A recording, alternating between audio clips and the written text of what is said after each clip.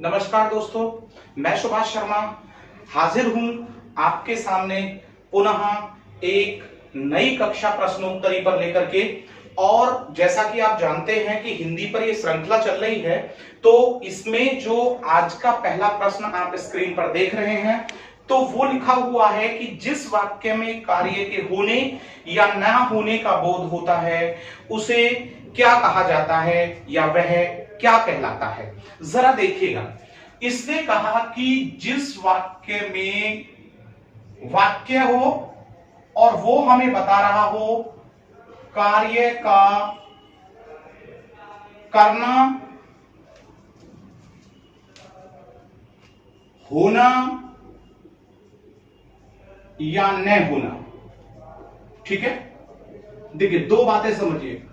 जिसमें कार्य के करने यानी कि होने या न होने का बोध होता हो तो उसने पूछा है कि वो वाक्य बताइए क्या कहलाता है। ठीक है, देखिए जब वाक्य में कार्य के होने या ना होने का बोध होता है तो वहां पर उसने पहला ऑप्शन दिया कि क्या यह संकेतवाचक होगा। आप जानते हैं कि संकेतवाचक वाक्य में संकेतवाचक शब्दों का प्रयोग किया जाता है। इधर से आपको नहीं जाना है, आपको उधर से वह सामान लेकर के आना होगा। ठीक है, तो संकेतवाचक ये नहीं हो सकता। ठीक है, नंबर 2 उसने कहा आज्ञावाचक। देखिए आज्ञावाचक में आज्ञा दर्शाई जाती है। ठीक है, यहां आओ वहां जाओ, यह कार्य मत करो। ठीक है, तो ये आज्ञावाचक भी नहीं होगा। ठीक है, नंबर 3 पर उसने बोला कि क्या ये आश्चर्यवाचक होगा, क्या ये विस्मयवाचक होगा। तो देखिए यहां पर जब बोला कि क्या ये विस्मयवाचक यानी कि आश्चर्यवाचक यानी कि एक्सक्लेमेटरी होगा, तो आश्चर्यवाचक में जो हमारे मन की भावनाएं होती हैं, सडन फीलिंग्स बाय हार्ट, उन्हें शो किया जाता है। जैसे कि वाह वाह हमने मैच जीत लिया है, अरे आप यहां, या हम बोलेंगे कितना सुंदर पक्षी है। तो विस्मयवाचक भी ये नहीं है। अब इसका जो अंतिम ऑप्शन है वो है यहां पर संदेह। हाँ, बिल्कुल सही बात है कि जो आपका संदेहवाचक वाक्य होता है उसमें किसी भी कार्य के करने यानी कि होने या न होने का बोध होता है और हमेशा उसमें डाउट की स्थिति बनी रहती है। जैसे कि मैं एक वाक्य बोल देता हूं कि मैं नहीं जानता कि वह इस वर्ष पास होगा भी या नहीं होगा, तो आप देखिए कि वह इस वर्ष पास होगा भी या नहीं होगा। या मैं बोलूं कि वह वहां पहुंच भी गया होगा या नहीं पहुंचा होगा, तो इस प्रकार के जो वाक्य हैं वो किस में जाते हैं, संदेहवाचक में। तो आपके पहले वाले जो प्रश्न का जो उत्तर होगा, जो विकल्प होगा, वो नंबर 4 होगा। चलिए हम नंबर 2 प्रश्न पर चर्चा करते हैं। और देखिए यहां पर जो दूसरा प्रश्न है उसमें उन्होंने पूछा है कि आपको जो रचना के आधार पर जो वाक्य के भेद हैं उनमें से बताना है कि कौन सा होगा। तो उसने कहा कि संतोष से बढ़कर कोई सुख नहीं। तो संतोष से बढ़कर कोई सुख नहीं, ठीक है ना, मैं यहां पर लिख रहा हूं संतोष से बढ़कर कोई सुख नहीं। तो जरा ध्यान दीजिएगा यहां पर, तो जब उसने कहा कि संतोष से बढ़कर कोई सुख नहीं, तो उसने कहा कि बताइए वाक्य का कौन सा भेद होगा। तो देखिए हम प्रत्येक अभ्यास कक्षा में आपको ये समझा रहे हैं और इस प्रकार के प्रश्न भी आपके सामने आ रहे हैं। तो देखिए ये उसने कहा कि क्या ये सरल होगा, या उसने दूसरा ऑप्शन दिया कि ये संयुक्त होगा, और तीसरा बोला कि क्या ये मिश्रित होगा, राइट, और लास्ट में बोल दिया है कि इनमें से कोई नहीं। तो देखिए जो नंबर 4 है इनमें से कोई नहीं, तो उसे तो हम यहां से हटा देते हैं। क्यों हटा देते हैं, क्योंकि इन्हीं विकल्पों में से एक है। तो देखिए संयुक्त वाक्य में तो एक समुच्चय बोधक अव्यय से 2 सरल वाक्य जुड़ते हैं, तो ये यहां पर संयुक्त वाक्य नहीं है। मिश्रित में एक प्रधान उपवाक्य होता है जबकि एक आश्रित उपवाक्य होता है, तो ये मिश्रित भी नहीं है। और सरल वाक्य में एक कर्ता के साथ साथ क्रिया होती है तथा उस वाक्य का पूर्ण अर्थ भी होता है। तो दूसरे वाक्य का जो आपका ऑप्शन यानी कि विकल्प 1 है वो बिल्कुल सही है। ठीक है, तो प्रिय विद्यार्थियों, प्रिय दोस्तों, आप इसे समझ गए होंगे। चलिए अब हम नंबर 3 पर चर्चा करते हैं। जो नंबर 3 आपका जो प्रश्न है वो यहां पर कह रहा है कि आप हमेशा सुखी रहें। ठीक है, अब उसने कहा कि आप हमेशा सुखी रहें, इस प्रकार से लिखा आप हमेशा, और उसने आगे वाक्य लिख दिया सुखी रहें, ऐसे लिख दिया और आगे ये चिन्ह लगा दिया उसने। तो मेन बात उसने पूछी है कि वाक्य में जो आपने चिन्ह जो ये प्रयोग में लाए हैं ये किस वाक्य का चिन्ह है, आपको बताना है कि किस वाक्य में प्रयोग में लाया जाता है। तो उसने पहला कहा कि ये तो प्रश्नवाचक वाक्य में प्रयोग में लाया जाता है, तो आप जानते हैं कि प्रश्नवाचक वाक्य में तो प्रश्नवाचक चिन्ह लाया जाता है। तो पहला जो विकल्प है वो आपका कैसा है, वो रॉन्ग है, यानी कि गलत है। दूसरा उसने यहां पर कहा है कि ये तो विस्मयवाचक चिन्ह है। हाँ, इस पर कुछ स्टूडेंट कंफ्यूज हो सकते हैं, क्योंकि विस्मयवाचक यानी आश्चर्य बोधक जो चिन्ह होता है वो भी यही होता है जिस प्रकार से कि हमें ये दिख रहा है, लेकिन विस्मयवाचक जो हमारा वाक्य होता है उसमें हमने कहा कि मन के अंदर अचानक जो उत्पन्न होने वाली फीलिंग्स होती हैं उनको प्रदर्शित किया जाता है। अभी मैंने बोला था वाह वाह हमने मैच जीत लिया है, बहुत दुख की बात है वह अब नहीं रहा, या हम यहां पर बोले अरे आप भी यही हैं। तो इस प्रकार के वाक्यों में इन चिन्हों का प्रयोग होता है, इसलिए ये यहां पर विस्मयवाचक चिन्ह नहीं है। अब यहां पर नंबर 3 की बात हो रही है और नंबर 3 कह रहा है कि ये इच्छावाचक चिन्ह हो सकता है। हाँ देखिए, इच्छावाचक यानी कि जो ऑप्टेटिव साइन है ये भी ऐसा ही होता है, बिल्कुल ठीक है। और ऑप्टेटिव साइन जो होता है उसमें हमारी अच्छी या बुरी इच्छाओं को प्रदर्शित किया जाता है। तो ऐसे वाक्य में जिसमें अच्छी या बुरी इच्छाओं को व्यक्त किया जाता है वहां पर किस चिन्ह का प्रयोग किया जाता है, इच्छावाचक चिन्ह का। और आप देख रहे हैं कि उसने यहां पर वाक्य लिखा है आप हमेशा सुखी रहें, यही तो लिखा है। तो श्योर है कि वो हमें क्या कर रहा है, ब्लेसिंग्स दे रहा है, हमें आशीर्वाद दे रहा है। तो हमारे लिए उसकी जो विश है वो अच्छी है। तो इसमें जो उत्तर बनेगा वो क्या बनेगा, नंबर जो 3 है वो बनेगा। और देखिए आगे उसने कहा है पूर्ण विराम। तो आप जानते हैं कि पूर्ण विराम का जो प्रयोग होता है, फुल स्टॉप का जो प्रयोग होता है वो तब किया जाता है कि जब कोई सकारात्मक या नकारात्मक वाक्य होता है और उसके साथ साथ एक हमारा जो आज्ञावाचक वाक्य होता है उनके प्रयोग के बाद ही इसका प्रयोग किया जाता है वाक्य पूर्ण होने पर। तो ये भी नहीं है। तो आप समझ गए कि नंबर 3 में जो विकल्प नंबर 3 है वही सही क्यों है। तो जल्दी से आप अब नंबर जो 4 प्रश्न आपके यहां पर स्क्रीन पर आ रहा है उसे जल्दी से आप देखिए और तुरंत जो उसके विकल्प हैं उनमें से एक विकल्प चुन करके तुरंत कमेंट बॉक्स में उसे लिखिए।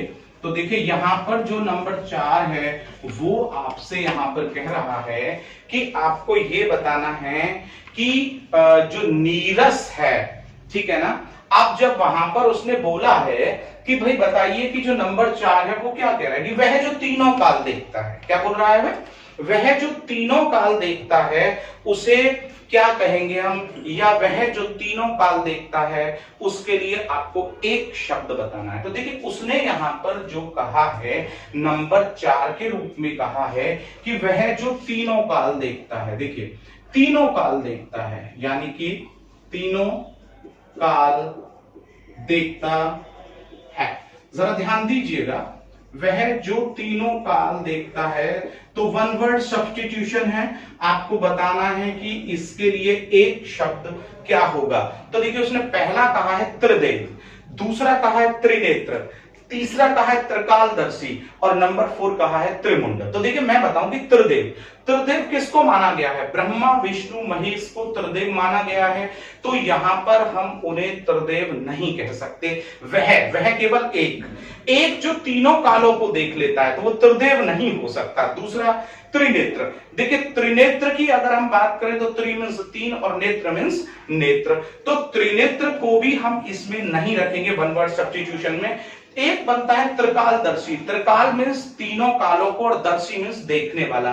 तो तीनों कालों को देखने वाला यानी कि त्रिकालदर्शी कहलाता है। तो जो इसमें आपका नंबर 3 विकल्प है त्रिकालदर्शी, वो बिल्कुल यहां पर सही है। और देखिए आगे क्या दिया है, त्रिमुंड। अब जब हम त्रिमुंड की बात करते हैं तो त्रिमुंड क्या है, त्रि मीन्स 3 और मुंड का मतलब क्या होता है, मुंडी या शीश। तो 3 शीश। अब 3 शीश भी यहां पर गलत होगा, तो आपका नंबर 4 का जो सही उत्तर है वो यहां पर क्या हो जाएगा, त्रिकालदर्शी। तो वह जो तीनों लोकों की बात न करके वह जो तीनों कालों को देखता है वो क्या कहलाता है, वो त्रिकालदर्शी कहलाता है।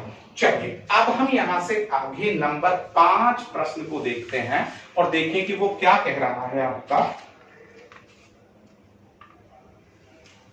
नंबर 5 आपका यहां कह रहा है कि ये बताइए कि नीरस जो शब्द यहां दिया है उस नीरस में आपको समास का भेद बताना है। याद रखिए नीरस में क्या बताना है आपको, समास का भेद बताना है। जरा देखिए नंबर 5 प्रश्न है और उसने क्या कहा है कि ये जो नीरस है ना इसमें समास का भेद बताइए।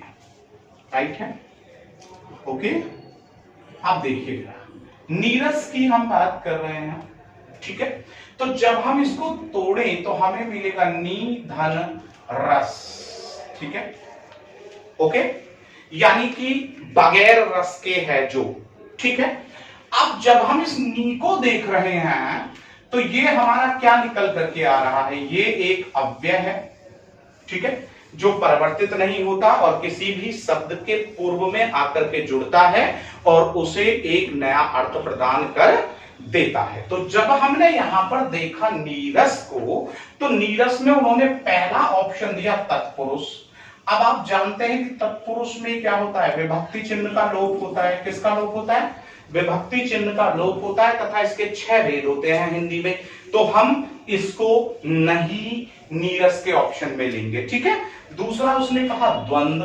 अब आप जानते हैं कि द्वंद्व में क्या होता है, द्वंद्व में आपके विपरीत शब्द युग्म का प्रयोग किया जाता है, अपोजिट पेयर ऑफ वर्ड्स का प्रयोग किया जाता है, इसलिए द्वंद्व भी नहीं होगा। और थर्ड वन देखें तो उसने लिखा यहां पर अव्ययी भाव। तो आपको पता है कि जो नीरस यहां पर बोला तो नी हमने क्या बताया, अव्यय, और रस क्या बताई, संज्ञा, ठीक है ना। तो जब अव्यय के साथ संज्ञा का मेल होता है तो वहां पर कौन सा समास बनता है, वहां पर बनता है अव्ययी भाव। जैसे प्रतिदिन, प्रति से हम प्रतिपल, प्रतिमास, यथावत, यथासंभव, यथाशक्ति, अपमान, अपयश। तो इस प्रकार से आप अव्यय का प्रयोग उनमें करते हैं। अब हमें लास्ट में बोला उसने बहुव्रीहि। अब आपको पता है कि बहुव्रीहि क्या कहता है, बहुव्रीहि कहता है कि जहां पर कोई भी पद प्रधान ना हो, ना तो प्रथम पद प्रधान हो ना ही उत्तर पद प्रधान हो, तथा एक नए पद की वहां पर प्रधानता हो और लगभग 99% हमारे पौराणिक नामों का वहां पर प्रयोग किया जाता हो, तो वहां पर होता है बहुव्रीहि समास। तो हमारा 1, 2 और 4 विकल्प ना हो करके इसमें क्या बैठे, हमारा जो नंबर 3 विकल्प है वही यहां पर मान्य होगा, ठीक है। चलिए अब हम यहां के बाद जब आगे बात करें तो हम नंबर 6 की ओर चलेंगे। किधर चलेंगे, प्रश्न नंबर 6 को हम यहां पर देखेंगे। तो देखिए जो प्रश्न नंबर 6 है उसने यहां पर बोला है कि कृत प्रत्यय का प्रयोग किन शब्दों के बाद होता है। तो देखिए मैं आपको थोड़ा बता दूं, कृत प्रत्यय, ठीक है ना, कृत प्रत्यय का प्रयोग, ठीक है। अब कृत प्रत्यय का प्रयोग उसने कहा कि बताइए किन शब्दों के बाद होता है, यही तो लिख रहे हैं ना वो आगे, सोहन। अब कृत प्रत्यय का मैंने अन्य नाम बताया था आपको, कृदंत प्रत्यय। आपने उपसर्ग एवं प्रत्यय पर आधारित जो हमारी कक्षा है वो अवश्य देखी होगी, और यदि आपको ये प्रश्न अच्छे से समझ में नहीं आता है तो इसके लिए आप हमारी जो उपसर्ग तथा प्रत्यय पर आधारित कक्षा है उसे अवश्य देखें, ठीक है ना। तो कृत प्रत्यय का प्रयोग, तो कृत प्रत्यय का प्रयोग उसने पहले कहा विशेषण, पहला ऑप्शन है विशेषण, कि विशेषण शब्दों के बाद होता है, ठीक है। दूसरा कहा नहीं, ये तो संज्ञा शब्दों के बाद प्रयोग में लाया जाता है, ओके। और उसने जो तीसरा यहां पर विकल्प लिया है वो कहा है सर्वनाम शब्दों के बाद प्रयोग में लाया जाता है, राइट। और लास्ट में जो नंबर 4 उसने बोला है वो बोला है नहीं, ये धातु शब्द जो होते हैं ना, जो धातु होते हैं उनके बाद में इनका प्रयोग किया जाता है। चलिए हम चर्चा करते हैं। देखिए पहले तो ये समझे कि ये विशेषण, संज्ञा और सर्वनाम, इनके बाद जब हम प्रत्यय लेकर के आते हैं तो वो हमारा तद्धित प्रत्यय कहलाते हैं। क्या कहलाते हैं? दोबारा से समझिए, जो शब्द हमारे विशेषण, संज्ञा, सर्वनाम से संबंधित होते हैं, यानी कि चाहे वो विशेषण हो, संज्ञा हो या वो सर्वनाम शब्द हो, और उनके बाद जब हम प्रत्यय लेकर के आते हैं तो वो क्या कहलाते हैं? हमारे कौन से प्रत्यय कहलाते हैं?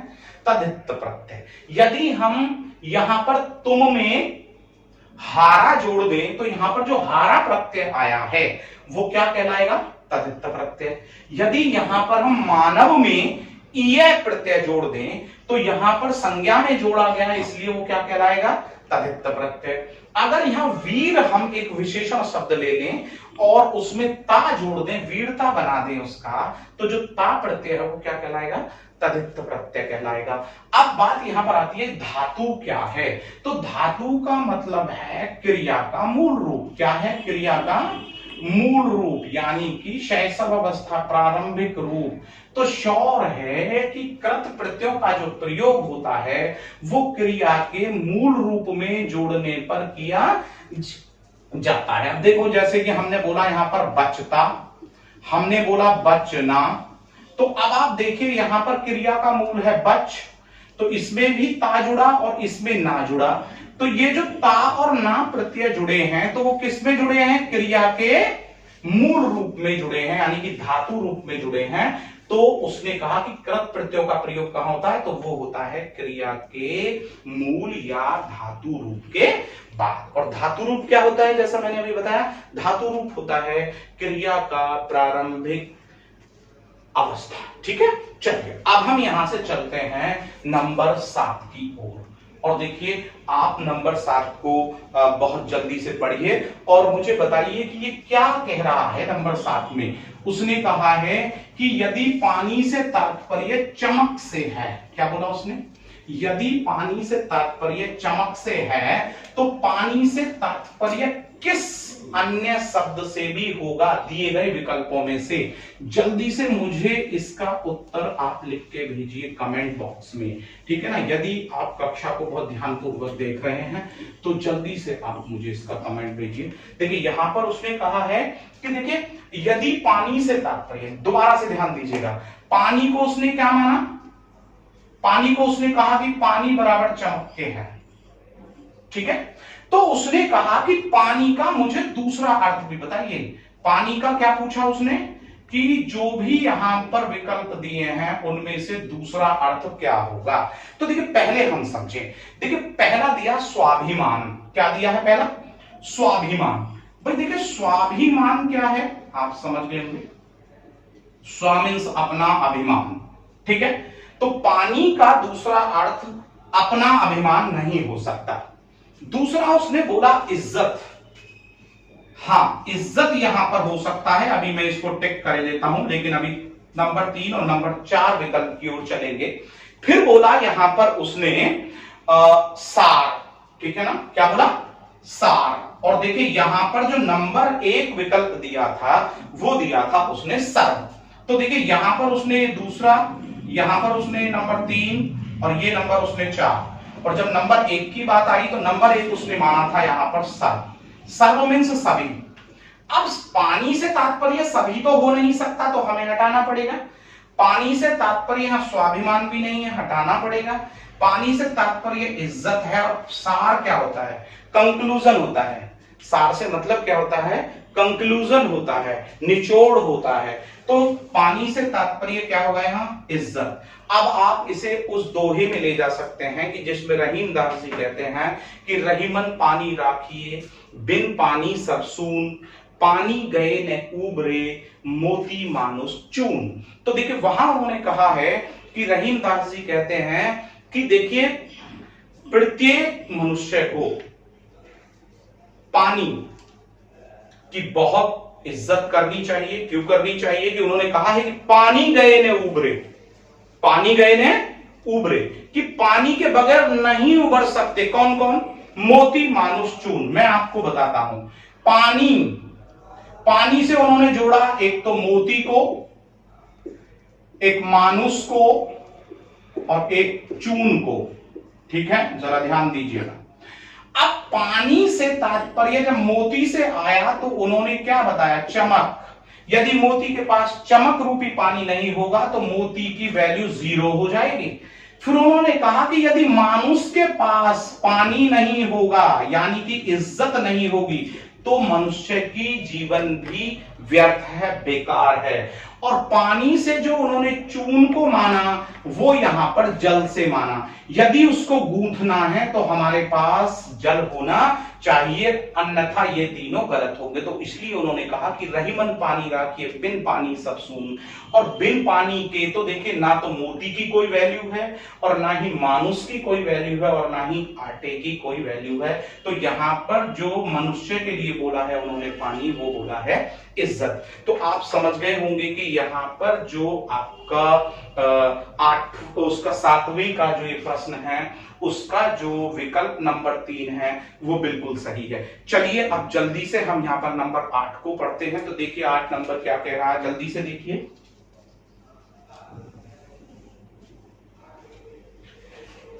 जी, कुछ ने हमें लिख करके भेज दिया बहुत जल्दी से। तो देखिए यहां पर नंबर 8 की जब बात आ रही है तो 8 में उन्होंने कहा कि विपरीत शब्द युग्म चुनना है। क्या चुनना है, जरा ध्यान दीजिएगा। विपरीत शब्द युग्म। अब विपरीत क्या होता है? जो कि उल्टा शब्द युग्म होता है। अब जरा एक बात समझिएगा कि उसने कहा कि विपरीत शब्द युग्म कौन सा है? इनमें से 3 तो ऐसे हैं कि जो एक दूसरे के समान है बिल्कुल, जबकि एक ऐसा है जो कैसा है? वो विपरीत है। तो विपरीत शब्द युग्म चुनवा रहा है। तो देखिए उसने पहला लिख दिया दब्बू, ठीक है, और दूसरा लिख दिया दबंग। ये पहला विकल्प है। दूसरा विकल्प उसने यहां पर जो लिखा है वो लिखा दरिद्र और गरीब। ठीक है, तो जरा एक बात देखिए, अभी आप यहां पर जो दरिद्र है वही तो गरीब कहलाएगा, राइट है? तो ये विपरीत का हुआ, ये तो समान हुआ, तो हम इसे तो नहीं रख सकते। चलिए हम तीसरा भी देख लेते हैं। तीसरे में कहा उसने दीन और दुखी। तो जो दीन है, कमजोर है, वही तो दुखी है, वही तो दुखी है। तो श्योर है कि ये भी समान ही है। अब लास्ट पे बोला कि दिन और दिवस। तो आपको पता होना चाहिए कि दिन ही तो दिवस है और दिवस ही दिन है। तो ये भी कैसा हुआ? ये भी हमारा समान हुआ। तो श्योर है कि ये 3 तो हमारी गलत है, यानी कि नंबर 2 भी रॉन्ग, 3 भी रॉन्ग और नंबर 4 भी। चलिए हम पहले विकल्प पर भी चर्चा कर लेते हैं, हमने चर्चा नहीं की थी। दब्बू। देखिए दब्बू होता है कॉवर्ड, कायर, यानी कि किसी से दब करके चलने वाला, ठीक है, किसी से डर करके चलने वाला। ठीक है, दूसरा कहा दबंग। और दबंग कौन होता है? किसी दूसरे पर अपनी जबरदस्ती थोपने वाला या दूसरे को डराने और धमकाने वाला। तो देखिए ये दोनों एक दूसरे के कैसे हैं? विपरीत शब्द युग्म है। तो श्योर है कि 8वीं का जो आपका विकल्प है वो कौन सा बनेगा? वो पहला बनेगा। ठीक है, तो चलिए झट से हम यहां पर नंबर 9 पर चर्चा करते हैं और देखते हैं कि जो नंबर 9 है वो यहां पर क्या कह रहा है। ठीक है, तो चलिए नंबर 9 को हम देख लेते हैं कि उसने क्या कहा है। नंबर 9 यहां पर कह रहा है कि लंबोदर का समानार्थी शब्द बताना है। तो मित्रों इसे तो फटाफट लिख दीजिए, ये तो बहुत आसान सा प्रश्न है। लंबोदर का समानार्थी, देखिए लंबोदर जब हम इसे तोड़ें तो लंबा धन उदर, लंबा है उदर जिसका, बहुव्रीहि समास। तो लंबोदर का समानार्थी यानी कि गणेश के बारे में पूछ रहा है। तो लंबोदर का समानार्थी, देखिए सबसे पहले हम यहां पर बात करें नंबर 9 में, तो लंबोदर का समानार्थी, जरा बात पे गौर दीजिएगा। लंबोदर का समानार्थी, ठीक है। अब पहले तो एक बात समझिए, यानी कि पर्यायवाची पूछ रहा है वो, ठीक है।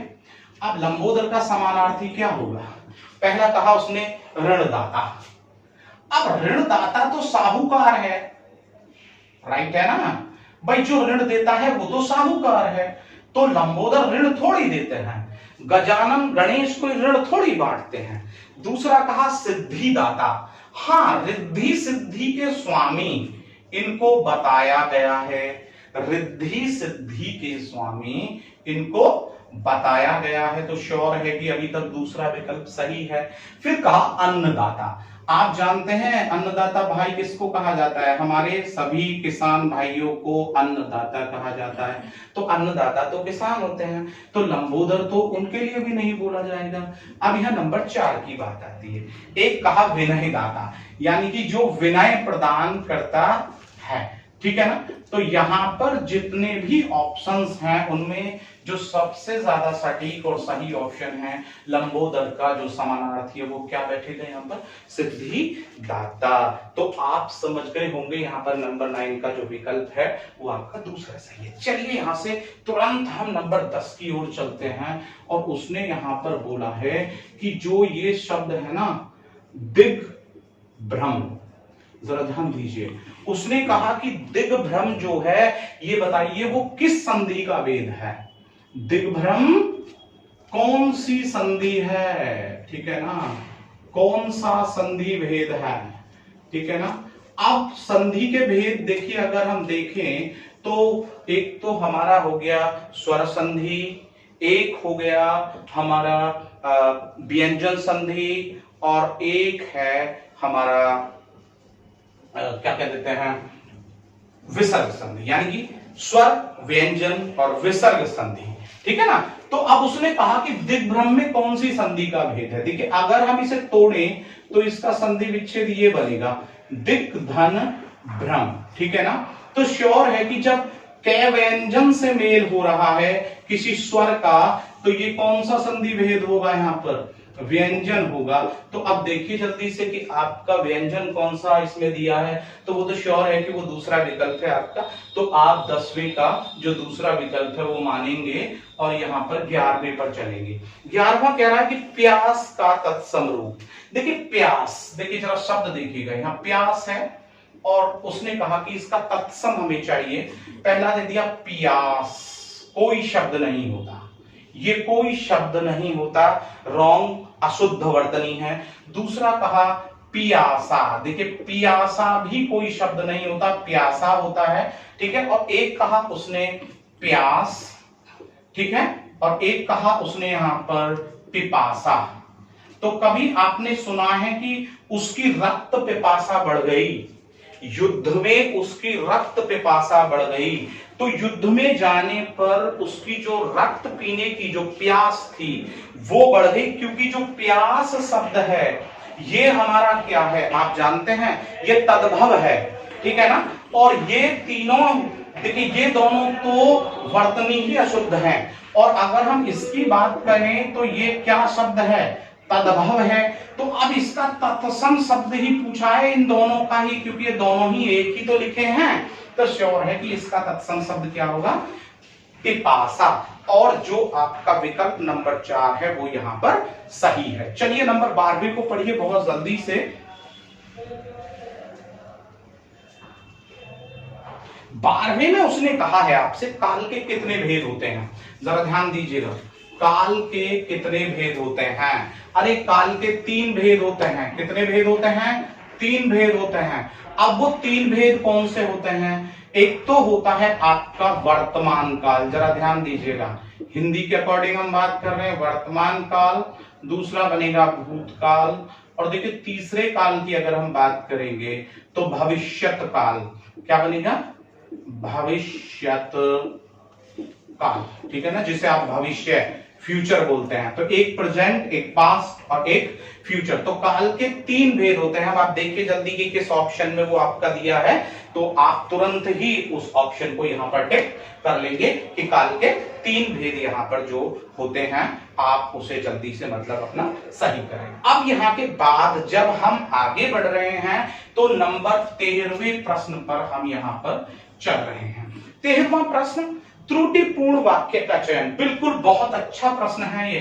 त्रुटिपूर्ण यानी कि किसी ना किसी उसमें गलती दी गई है, किसी ना किसी विकल्प में वो बताया गया है कि बताइए कि त्रुटिपूर्ण वाक्य कौन सा है इसमें से।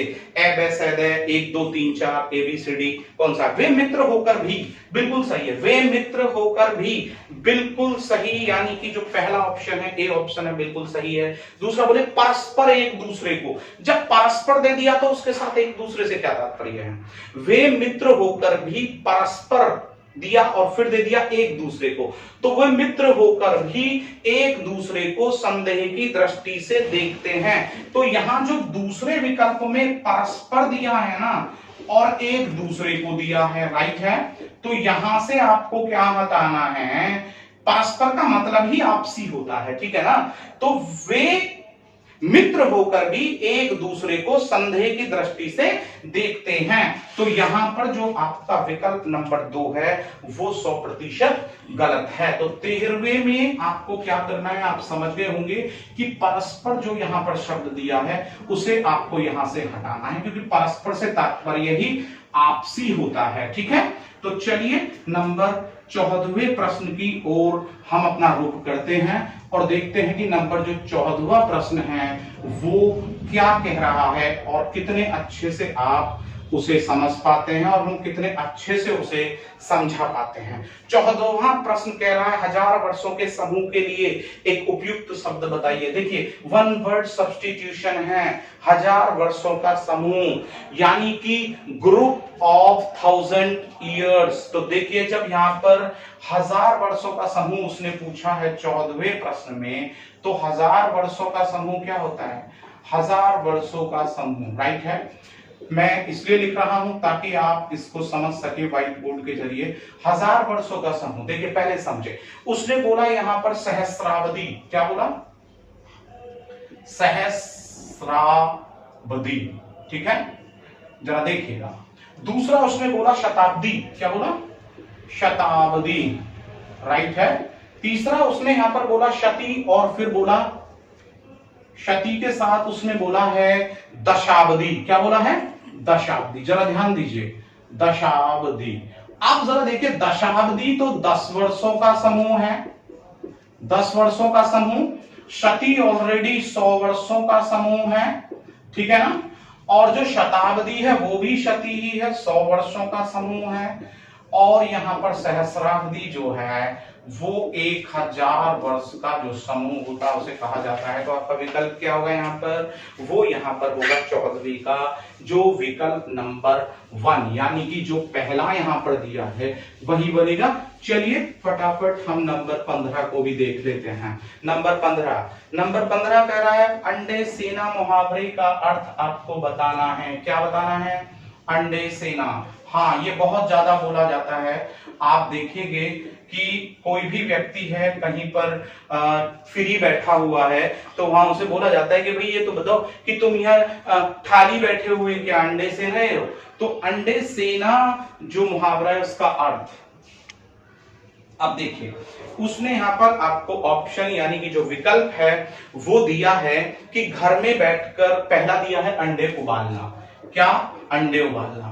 देखिए अंडे सेना मुहावरे का अर्थ पूछा है, अंडे उबालना, ये कोई कार्य नहीं करना है इसमें। मुहावरे का अर्थ गलत, बिल्कुल 100% गलत। दूसरा घर में बैठकर अपना समय नष्ट करना। देखिए ये देखिएगा, घर में बैठकर अपना समय नष्ट करना, तो घर में या बाहर कहीं भी बैठ करके जो अपना समय नष्ट करता है उसके लिए ये जो मुहावरा है बोले जाता है कि यार आप फ्री बैठ करके अपना समय क्यों नष्ट कर रहे हो, यानी कि आप यहां बैठ करके क्या अंडे से रहे हो। एक है अंडे को उबाल करके बेचना, ये भी बिल्कुल गलत है, और एक अंडों को छीलना 100% गलत। तो 1, 2 में जो दूसरा है, जो दूसरा विकल्प है अंडे सेना, वो बिल्कुल सही है।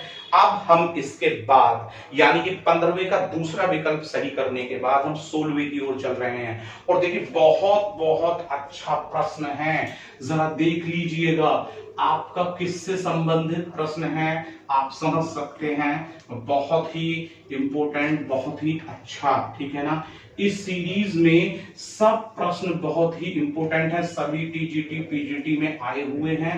अब जो हम चर्चा कर रहे हैं वो जब इस प्रश्न पर कर रहे हैं। तो यहाँ लिखा हुआ है, मैं पढ़ के सुनाता हूं। देख रावा मातहि निज अद्भुत रूप अखंड, रोम रोम प्रति लागे कोटि कोटि ब्रह्मांड।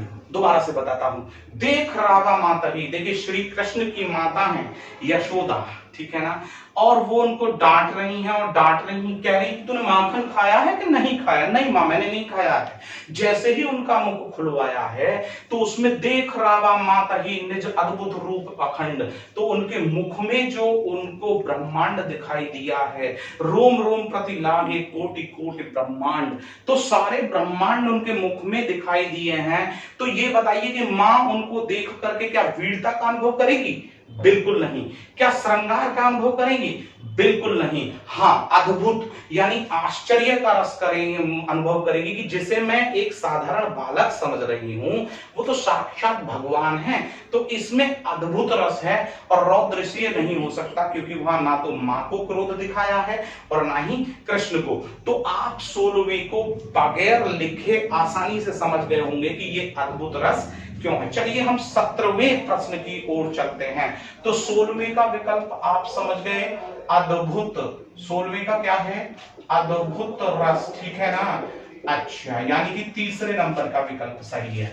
17वें को देख रहे हैं हम। 17वां प्रश्न यहां पर कहता है, जहां नायक और नायिका के मिलने के प्रसंग का वर्णन मिलता है। देखिए एक बात समझिएगा कि नायक और नायिका के मिलने का, ठीक है ना, तो एक नायक यानी कि एक्टर और एक नायिका यानी कि एक्ट्रेस, तो उनके मिलन का जो प्लस दिखाया जाता है तो वो कह रहे हैं कि बताइए कि वहां पर किस रस की निष्पत्ति होती है। तो देखिए उसने पहला कहा वात्सल्य। देखिए वात्सल्य तो बालपन के लिए होता है, जहां माँ का, बाप का या किसी का भी प्रेम बच्चे के प्रति उमड़ता है तो वात्सल्य नहीं हो सकता। दूसरा कहा संयोग, हो सकता है अभी, ठीक है ना, हम पहले आगे देखेंगे। फिर कहा वियोग, वियोग से मतलब दुख, और एक इसने लास्ट में जो यहां पर कहा है वो कहा है अद्भुत, ठीक है। तो देखिए अद्भुत तो आश्चर्य है ना, तो अद्भुत कुछ नहीं है इसमें। तो अब बचे संयोग और वियोग। तो देखिए दो रस, आपके जो श्रृंगार रस होता है उसमें देखिए एक तो होता है संयोग और एक होता है वियोग। वियोग और संयोग से मतलब है कि जब नायक नायिका के मिलन का वर्णन होता है तो वहां क्या होता है? संयोग रस होता है। और जब नायक नायिका के बिछड़ने का होता है, किसका? बिछड़ना दिखाया जाता है, तो वहां पर क्या होता है? वियोग होता है। जहां मिलन होता है वहां पर क्या होता है नायक नायिका का? तो संयोग रस होता है। और जहां बिछड़ना होता है वहां पर वियोग। तो यहाँ पर जो आपका उत्तर यानी कि जो विकल्प है वो नंबर 2 बिल्कुल सही है। चलिए अब हम यहां से आगे नंबर 19, 18 की ओर चलते हैं। और उसने कहा दोहा के समचरण में कितनी मात्राएं होती हैं। देखिए आप समझिए, उसने बोला दोहा और उसमें भी पूछा कि समचरण, समचरण में मात्राएं पूछ रहा है, समचरण में मात्राएं पूछ रहा है। देखिए दोहा यानी कि छंद में आपको बताया था कि भाई मुख्यतः 4 चरण होते हैं, जो होते हैं पहला, दूसरा, तीसरा और चौथा। ये तो कहलाते हैं पहला और तीसरा विषम चरण, ठीक है, और जबकि दूसरा और चौथा कहलाता है आपका समचरण, राइट। अब वो यहां पर ये कह रहा है कि ये बताइए कि समचरण में कितनी मात्राएं होती है। ऑप्शन है 13, 7, 11, 13, 7, 11 और 12। पहले जरा ध्यान दीजिएगा, 7, देखिए जरा देखिएगा, ये बरबे का रूप है। 12 कहीं नहीं, 13 और 11 होती है दोहा और सुरठा में। लेकिन हम अगर दोहे की बात करें तो दोहा कहता है 13, 11, 13, 11, सुरठा कहता है 11, 13, 11, 13। तो उसने कहा कि दोहा के समचरण में, तो समचरण में कितनी कितनी मात्राएं होती है? 11, 11 मात्राएं होती हैं। तो जो आपका विकल्प नंबर 3 है वो 100% यहाँ पर सही है। तो इसमें जो विकल्प नंबर 3 है 18वें का, वो आपका सही है। चलिए हम 19वें को देख लेते हैं। और 19वें के लिए आप बहुत जल्दी से, देवासुर में पूछा है कि समास का कौन सा भेद है, तो बहुत जल्दी से इसके लिए तो आप तुरंत अब विकल्प जो है वो हमारे पास भेज सकते हैं लिख करके, क्योंकि हम समास पर बहुत अच्छे से चर्चा किए हैं। यदि आप इस अध्याय को नहीं समझे सही से, तो जो हमने कक्षा समास के रूप में आपको पहले पढ़ाई है तो उसे जरूर देखिएगा।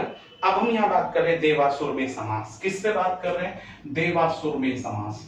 देखिए देवासुर, अब जब आप इसका समास विग्रह करेंगे तो आपको मिलेगा देव धन असुर। ठीक है ना, जरा देखिए यहां पर ये दीर्घ संधि है। अगर हम संधि की बात करें यहां पर, तो दीर्घ संधि आती है ना, देव यानी कि ए और असुर, ए और ए मिला तो आ, तो दीर्घ संधि हो जाती है स्वर में। तो देवासुर, देव और असुर तो एक दूसरे के विपरीत हैं कि नहीं है? और जब विपरीत है तो आपको ऑप्शन क्या हो जाएगा? द्वंद्व हो जाएगा। आप देखिए कि इसमें द्वंद्व समास कौन सा दिया है, और वो पहला ही तो विकल्प दिया है, तो यहाँ पर ये पहला विकल्प होगा, क्योंकि कर्मधारय में तो विशेषता बताई जाती है, बहुव्रीहि में तीसरा पद प्रधान हो जाता है और अव्ययी भाव में अव्यय का प्रयोग होता है। अब लास्ट यानी कि 20वां प्रश्न, और 20वें प्रश्न पर चर्चा कर रहे हैं।